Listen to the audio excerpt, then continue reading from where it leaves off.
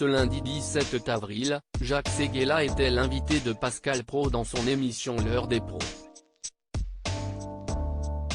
Pendant leur échange, il a pris la défense de son fils, Tristan Séguéla, scénariste et réalisateur de la série Netflix à propos de Bernard Tapie. Une série qui est loin de faire l'unanimité. Ce vendredi 14 avril, Netflix a diffusé les toutes premières images de la série consacrée à la vie de Bernard Tapie qui sortira le 13 septembre prochain sur la plateforme. De nombreux membres de la famille Tapie s'étaient déjà fermement opposés à ce projet, dont Bernard Tapie lui-même, peu de temps avant sa mort, et ils sont à nouveau montés au créneau il y a quelques jours. En effet, Rodolphe et Sophie Tapie n'ont pas caché leur mécontentement sur les réseaux sociaux face aux termes utilisés pour décrire leur père et grand-père par la plateforme: businessman, homme politique, arnaqueur, patron de l'Olympique de Marseille, chanteur. Laurent Lafitte incarne l'iconique Bernard Tapie dans une mini-série fictive inspirée par sa vie. L'utilisation du mot arnaqueur a largement suscité l'indignation du clan Tapie. Ce n'a jamais été un arnaqueur. Ce lundi 17 avril, Jacques Séguéla était l'invité de Pascal Praud dans l'émission L'heure des pros sur CNU.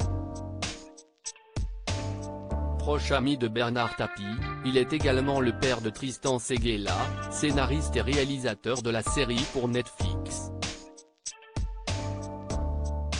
Il est alors revenu sur la polémique qui a pris de l'ampleur ces derniers jours à propos de l'utilisation du terme arnaqueur et affirme que son fils n'a rien à voir avec cette histoire.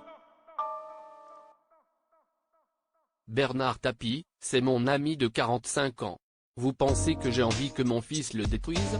Simplement, Tristan n'y est pour rien dans cette histoire-là, puisque ce sont les RP, relations presse, notes de la rédaction, de Netflix qui ont lancé le mot de arnaqueur. Tapie a fait beaucoup de choses dans sa vie, des bonnes et des moins bonnes, mais ce n'a jamais été un arnaqueur. Donc, c'est faux, a-t-il déclaré sur le plateau. J'ai passé 7 heures de ma vie à regarder la série. L'utilisation du mot arnaqueur est encore plus incompréhensible selon lui puisqu'il n'est jamais utilisé dans la série. J'ai passé 7 heures de ma vie à regarder la série image par image, et pas une seule fois, il y a le mot arnaqueur qui arrive. Simplement, qu'est-ce qu'il se passe à la fin? Eh bien, Tapie devient une sorte de héros, a-t-il confié au présentateur, dévoilant ainsi quelques informations sur le scénario de la fiction inspirée par la vie de son ami Bernard Tapie. À lire aussi c'est minable. Rodolphe et Sophie Tapie poussent un énorme coup de gueule concernant la série de Netflix sur Bernard Tapie.